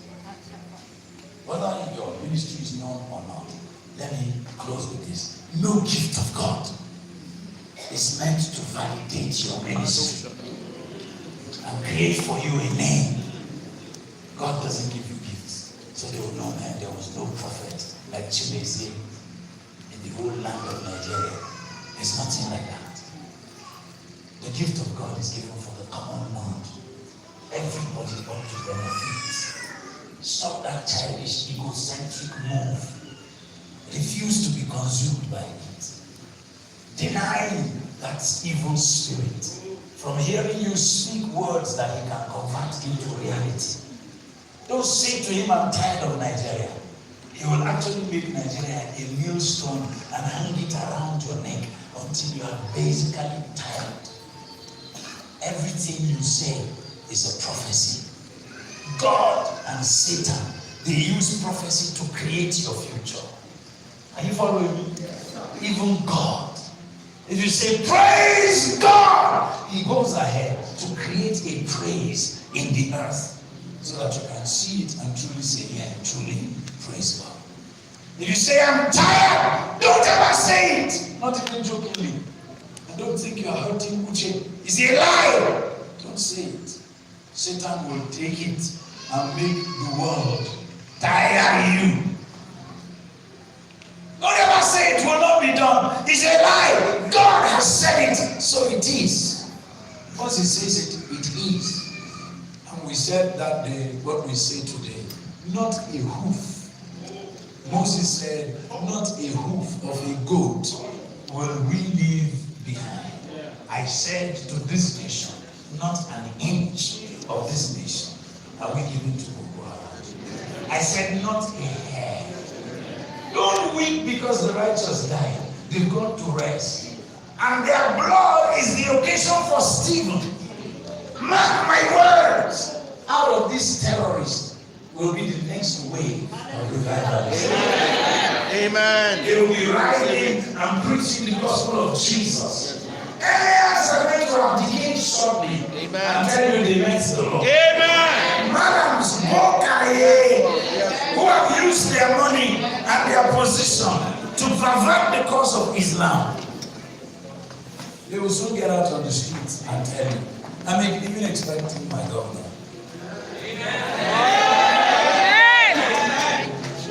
He has said enough to hurt Christianity. He doesn't know why he is glued to it. He can't sleep because of the thought. That's prophecy. I'm just taking you through a school of the Spirit. Forget about your stupid time. Humble yourself under the mighty hand of God. The world you see is spiritual. It's not natural. She was created supernaturally by supernatural power. She's sustained supernaturally by supernatural power. She will come to an end supernaturally by supernatural power. The people who determine the course of events here are those who have put their hands in his hand. I invite you, like I've always told my guys, sit down at his right hand till he makes your enemies your footstool. Stop blaming anybody for anything. You are his people. In the nation, he has a nation. And if his nation, in the nation, can choose to live by his name and authority, he will hear from heaven and heal their land, the entire land. Tonight or this afternoon, we take an offering in thanksgiving for Nigeria. The same man that killed or watched over the destruction of the Adara kingdom and left the dead body of that precious brother on the highway is the one that has gone back into that community to allege, just so that he could create and foment crisis. Unfortunately for him, the youth there heard what their Christian leaders told them. If they provoke you, don't react. That's what the enemy wants. And the children believed and they waited. Now I have news for you. They that wait upon the Lord will mount up with wings as eagles. They will walk, they will not be tired. They will run, they will not faint. Even the young lions lack food. But they that wait upon the Lord will not suffer lack. That's the word of the Lord. Teamwork, come here. Lift up your hand as you are coming. Quickly, elder, stand behind him, sir. Quickly, quickly, quickly. Lift up your hand. Stand behind him. Today, we set you apart. We carve you out. We carve out a heritage for you. And we train your spirit by the things we have said. And we command that, just like we said yesterday with Elder in the office, that leadership should be a leadership that provides for God and his people a forum to interact. And we reject irresponsible leadership. So we call you into leadership. But be responsible. Don't determine in your heart. And when you lick the leeks of Egypt and the cucumber and the tomatoes of Egypt, you then forget the Lord your God and the noble cause for which he has set you apart. Today we set you apart. Amen. You are sanctified unto every good work. Sanctified means fit, not because you are competent, but because God dared to choose you. So ride on in majesty. Go in peace. The Lord has heard you. Amen. Thank you. And over our nation, those of you listening from afar and from near, if you are our sons, stop prophesying when God has not spoken. And don't break family. Stay in family. That's where he speaks. And don't try to be the pioneer. Be satisfied with amplification. If I amplify God's voice, what does it mean being a pioneer? One day Oyedepo put it like this. He said, it is better to be a supervisor in Microsoft than to be CEO of a company. When the CEO of a company, plus the company, all of you are not up to $1 million. A supervisor earns it a month. A Microsoft. One day they said Bill Gates gathered with his managing directors. There were 1,000 of them, each of them a bona fide billionaire by reason of Microsoft. Those of you who are just coming, join hands with us. Let's build this into a gargantuan establishment, edifice, something that can control an atmosphere. So we can send sons into deltas, sons into deserts, sons into forests, sons into mountains. Many of the girls you see in church, they already know where they are going to.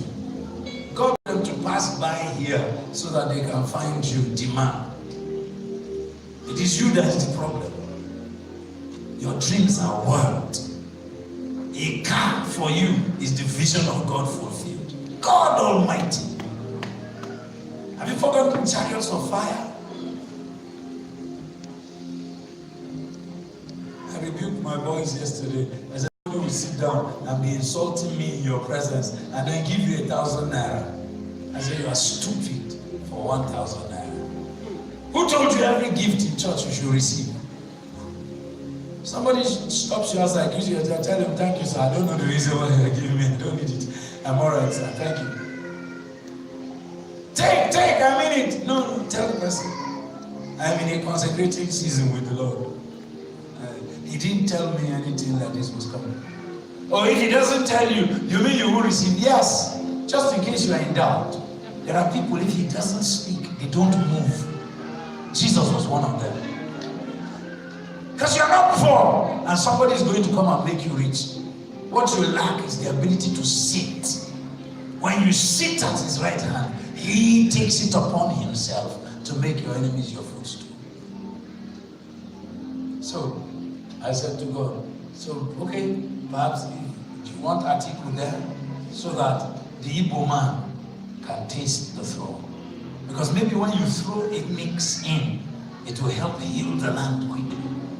That's the reason why this regime rejected the national conference. There was nothing wrong with it. Fulanis, I heard Fulani chiefs that went there, and they were saying, yes, why we are angry with the Mbula people is because when we came, we used to walk around naked, and their men used to waylay our women and rape them and drink up their nono. So these things are real. That's why the boy is born in Zaria City, and he's told that Katafawa Sunawari, Then they tell him that Katafawa are your slaves. That means Southern Kaduna people are, they smell and they are your slaves. So this enmity is there. Don't ask El-Rufai why he feels repugnant every time he goes to the South. A mother sings it, a father sings it, and a child grows with it. That's why the result of what we have in Nigeria today falls squarely on the shoulders of the North. And they are rejected.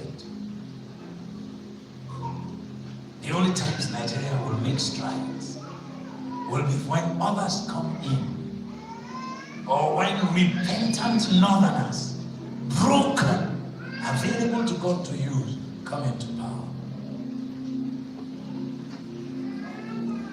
And I hear the voices of the youth kicking from outside of the fence, saying, let us in, let us in, let us in. That's what's at stake. Because if an Obi sits on the throne, even as vice president, it's not a small thing that has come to the east. That Bishop Obona told me on his knees, he told the entire audience. He said, our people were proud and arrogant. That's why the civil war came upon us. Pastor Chris did not lie. The Igbo unions controlled the markets in Zaria, in Mina, everywhere. When Abriba people come out to dance with their masquerade, our mothers hid us because it was common knowledge they needed sacrifices. You see fresh skull on their masquerade in Zaria city, Zaria town. That's why the Muslims think that we're not believers in God, because everything we did, they attributed it to our gods. Jesus is not an Abriba man. Doesn't dance masquerade. Fresh human skulls was what they carried. Mothers returned home without palm oil, without salt, without the things she went to buy. Because Tochukwu said they won't sell to her. She offended him, and the Igbo Union blacklisted her till next week before you can buy something from the market. It happened. So when the Hausa said, Araba! Our people said, yeah. Our people were vexed.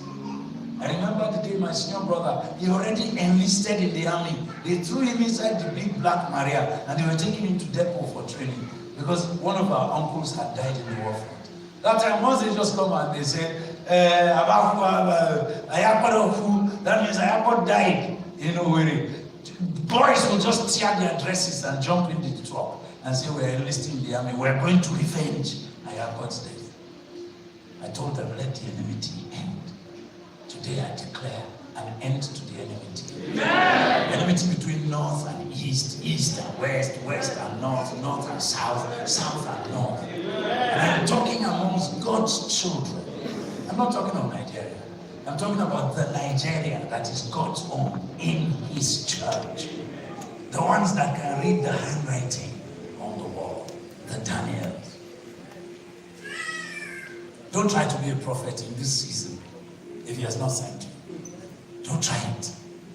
Just teach the word of God, lead people to Christ, pray for the sick, and that's all. Go your way. Don't try it. It's dangerous times. I said very dangerous times. Now that God has brought healing, Joy, I'd like you to come and sing that song again. Prophesy over Nigeria. Let my end prove that God is good. And as she worships, I'd like you to come with a bountiful offering. Bless the name of the Lord. Just sing it alone.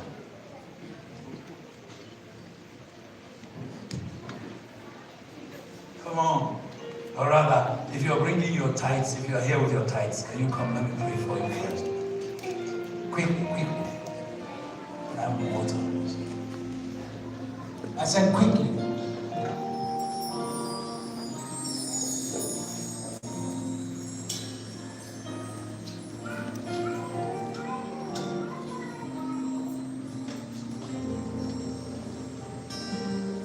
immediately after service, just make your bookings for this message, because you don't understand it until you have heard it and heard it and heard it and understood it.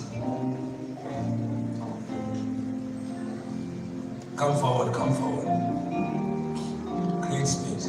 If you are bringing your tithe, come out from where you are, from outside, from inside. All tithers coming.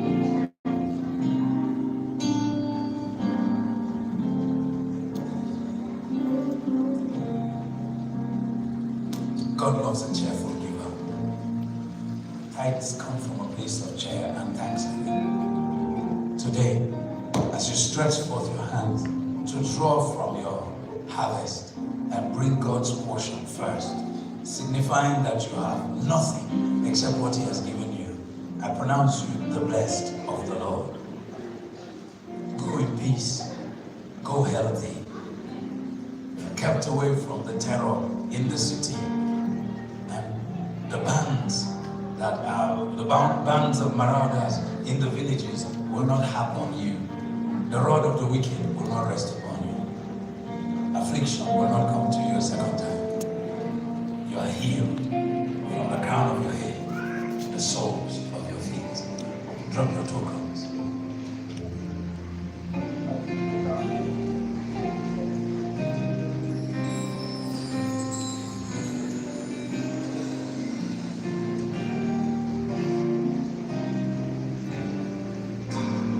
Daughter was doing tithe with the left hand, the mother said the right hand.